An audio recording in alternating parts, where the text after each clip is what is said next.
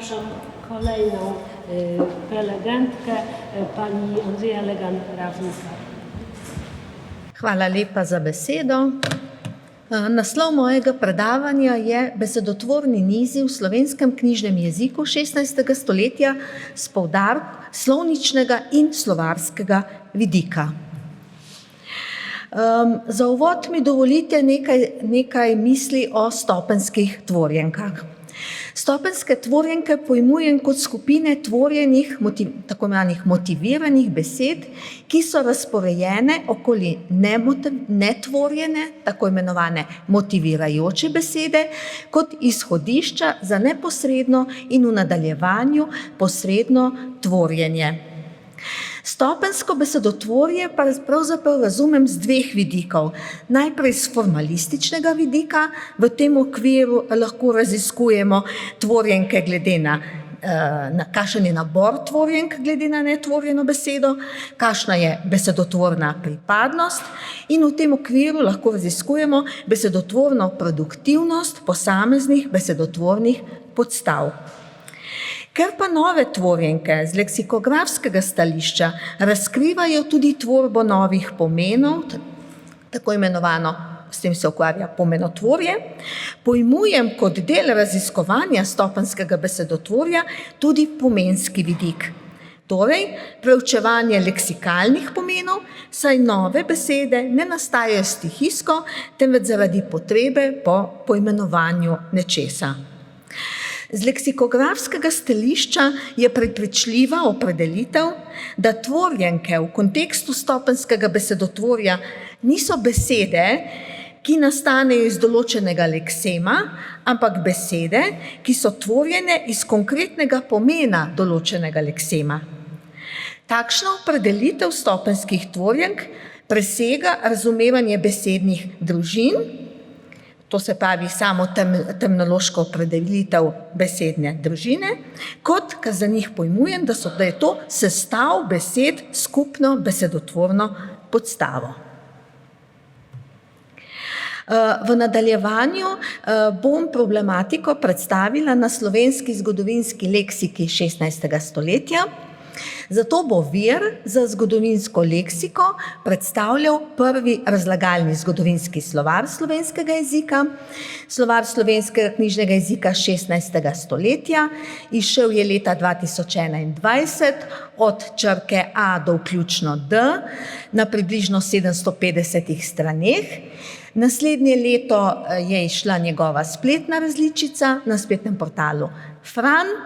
Kot imate na prosojnici zapisano, podajam njihove avtorje oziroma glavne urednike, ki sem jih razdelila med urednike starejše, srednje in mlajše generacije.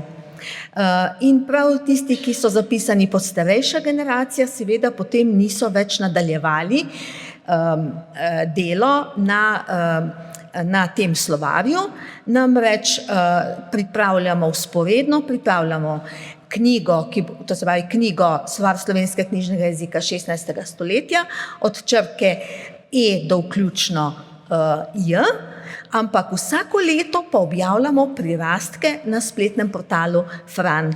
Tako da gradivo, ki ga bom predstavila, zajema pravzaprav podatke tudi iz prvega prirastka ESSKJ 16 iz leta, ki ima naslov 2023, izšel je pa letos, in tudi drugi prirastek, to so pa pač najnovejše raziskave iz ESSKJ 16 za leto 2024.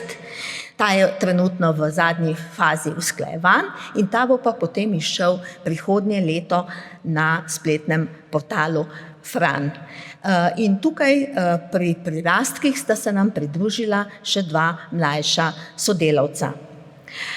Kaj bi rada povedala o zgodovinskem slovarju 16. stoletja? Samo na kratko bi ga opredelila, da obravnava knjižni jezik slovenščino v obdobju njegovega nastanka, to je v času reformacije, zajema vsa besedila od leta 1550 do 1595, da poleg bogatega listkovnega korpusa, ki so ga naši predniki izdelali že več desetletij nazaj, si pomagamo z digitalnim korpusom 16 ki je prav tako dostopen na spletnem portalu Fran in obstaja od leta 2019.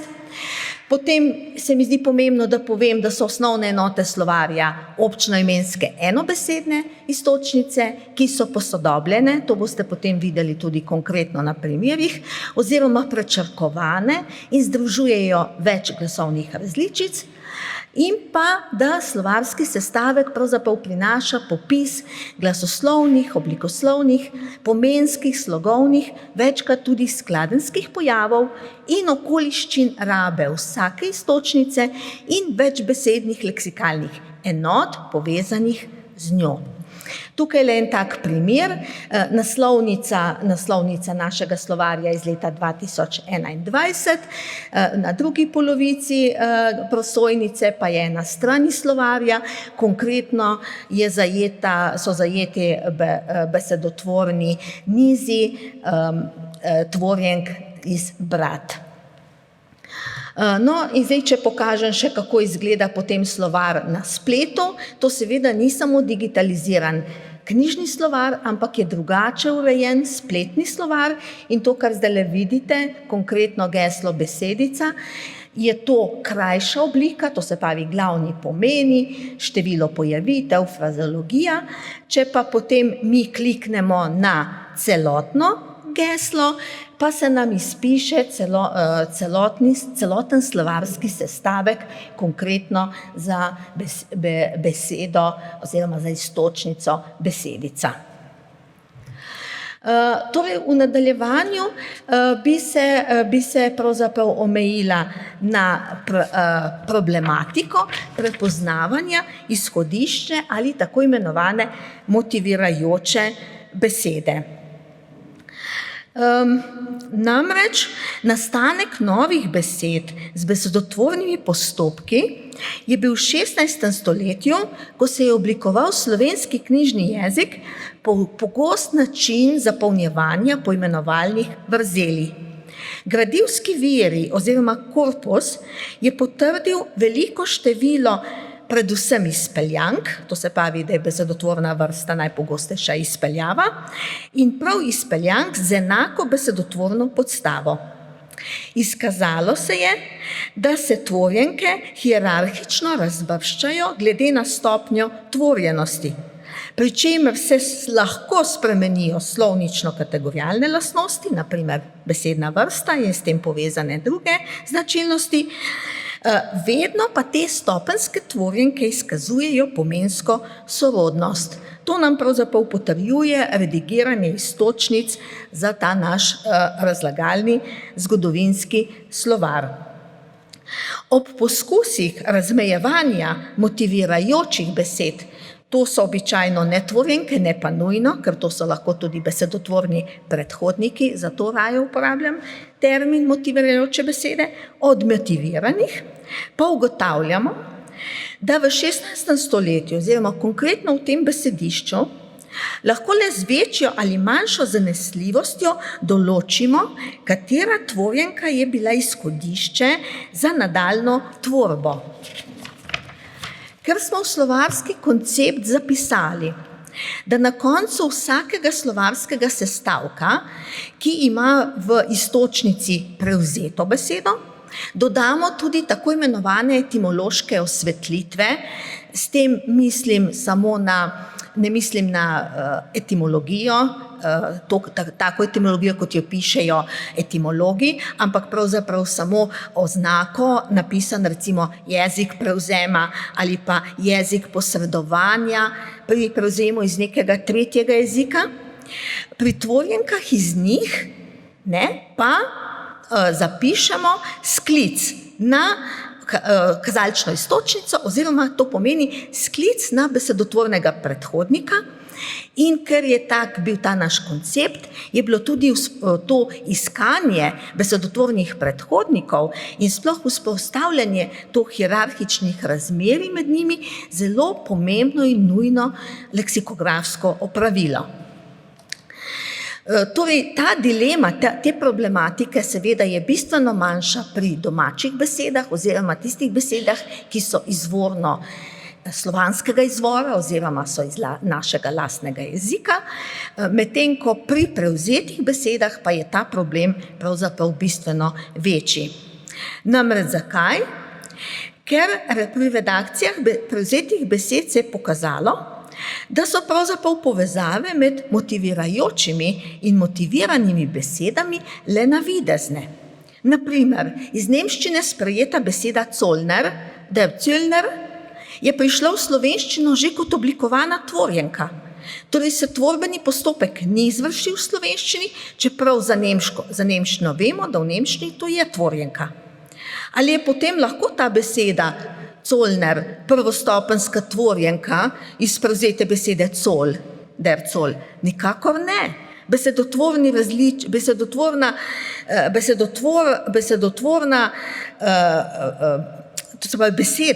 Zollner in obstaja pa tudi podomačena besedotvorna različica že v 16. stoletju, to pa je Zollner, kakor tudi Zoll sta v slovenščini netvorjenki, medtem ko je pridevnik zollnarski seveda prvostopenska tvorjenka iz samostalnika Zollner.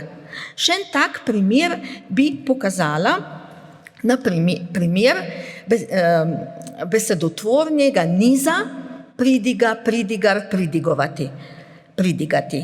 Namreč tudi tukaj imamo težave, kaj je izhodiščna beseda za nadaljnjo tvorbo. Zdaj, logično nam je, da je to samostalnik, pridiga iz srednje visoke nemščine, poznana že iz srednjega veka beseda, tudi zapisana, to je srednje visoko nemško predige, vendar ta beseda ne moremo si predstavljati, da bi bila iz pridige, oziroma težko je to utemeljiti, da bi pridigar nastal iz pridige. Namreč tudi ta beseda je bila kot zaključena enota, pridigar, tukaj imate različico v 16. stoletju, glasovno različico predigar, zato je tista vejca, je bila prevzeta neposredno iz nemščine.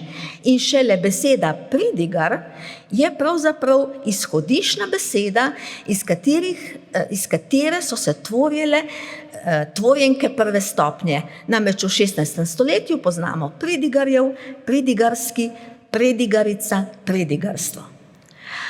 In potem se sprašujemo, kaj je z glagolom. Ali je ta pridigovati ali pa pridigati nastal iz pridiga, ali je zdaj to nastalo iz nemškega glagola. No in sama praksa tudi pri drugih prevzetih besedah, prevzetih glagolih je za te primere pokazala, da je izhodišče za ta naš glagol pravzaprav samostalnik pridiga. In zato tudi pridigovati je s tem že prvostopenska tvorjenka, medtem ko iz pridigovati pa vemo, da nastajajo in deležniki, in glagolniki, in deležja, in zato so tistele besede, ki vidite napisane pridigovan, pridigovanje in tako naprej, že tvorjenke druge stopnje. In podobno imamo tudi pri glagolu, ki nima podaljšane osnove. Nadalje se pravzaprav vprašamo o smeri tvorbe, nekaj o tem smo že povedali, in tudi o oblikovanju stopenskih besedotvornih nizov. Torej, nekatere smeri tvorbe so sistemsko predvidljive. Naprimer, da predvidevamo lahko, da deležniki, deležja, glagolski samostalniki, da se ti namreč neposredno izpeljujejo iz glagola. Ali pa naprimer posamostaljeni pridevniki, to se pravi konverzni, se neposredno izpeljujejo iz pridevnika. Ali pa recimo iz pridevniški prislovi je logično, da se izpeljuje iz pridevnika. Ali pa modifikacijski samostalniki iz samostalnika in podobno, modifikacijski glagoli iz glagola. Ali pa primerniki, presežniki, seveda iz osnovne oblike pridevnika in podobno. Tukaj bi lahko še tudi več primerov naštela, pa bi se rajše omejila potem na tistega, ki je na naslednji vrsti. Torej, sami stopenski besedotvorni nizi izkazujejo produktivnost besedotvornih podstav. In za najstarejšo knjižno slovenščino je značilno, da se na prevzete besedotvorne podstave pripenjajo slovenski obrazilni morfemi, predvsem priponska obrazila. In s tem v zvezi so pogoste prvostopenjske pridevniške izpeljanke, tvorjene iz prevzetega samostalnika. To recimo bomo videli na naslednji prosojnici. En tak primer iz slovarja. Tukaj vidite, da imamo 3 samostalnike, ki so v 16. stoletju obstajali. Prvi je že iz latinščine in zato imamo tudi kazalko glej farizej, že odpadla je pač latinsko-priponsko obrazilo, je že poslovenjeno, podomačeno, vseeno pa v tem času obstajata še 2 vzporedni poimenovanji za pripadnika verske ločine pri Judih, ki je zelo strogo razlagala verske predpise, to so tako imenovani farizeji, danes smo to že nekaj slišali. No in poleg farizeja imamo tudi farizejerja, ki je neposredno iz nemščine, der Farizeer, imamo pa tudi farizeusa, ki pa ima latinski izvor. In potem, če pogledamo tvorjenke naprej, ugotovimo, da je seveda podomačena oblika tudi najbolj tvorbeno produktivna, zato iz njega lahko izpeljujemo tvorjenke prve stopnje, to so farizejski, tudi farizejev je tvorjenka prve stopnje, iz tvorjenka druge stopnje pa je seveda iz farizejev farizejevski. Potem imamo pa še 3. pridevnik, ki je tudi prve stopnje, to pa je farizejevski in vsi imajo tudi enak leksikalni pomen.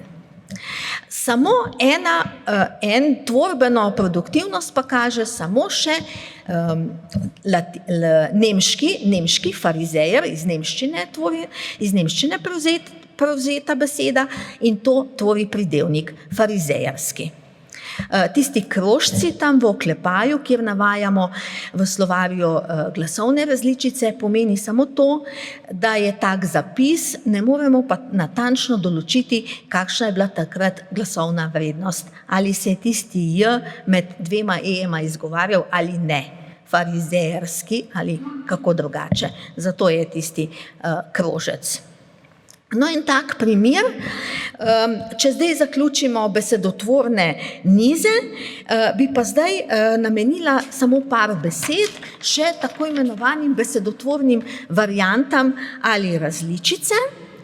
Namreč besedotvorne različice predstavljajo vzporedno, horizontalno tvorbo, tvorjenost pa je istostopenjska. In oni pa pač izkazujejo produktivnost obrazilnih morfemov in tudi konkurenčna razmerja med njimi. V tem primeru je v ospredju besedotvorni pomen teh morfemov.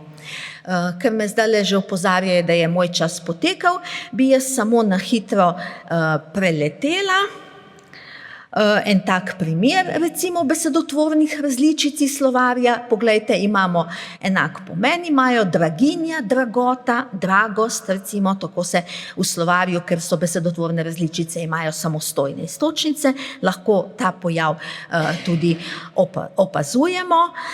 Teh različic je bistveno več kot v sodobnem jeziku, če si pogledate samo spodaj primer globok, globina, vse besede, vse različice imajo popolnoma enak pomen, imajo pa zelo različna priponska obrazila.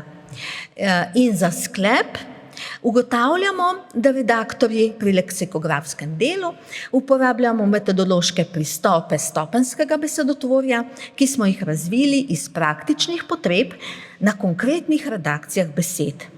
Sledenjem tako vertikalni osi tvorbe, tukaj imamo v mislih stopenjske besedotvorne nize, kot horizontalni, tukaj imamo v mislih besedotvorne variante, se kažejo ne le besedotvorne zakonitosti slovenskega jezika 16. stoletja in posebnosti v primerjavi s sodobnim jezikom, temveč tudi zakonitosti pomenotvorja tistega časa.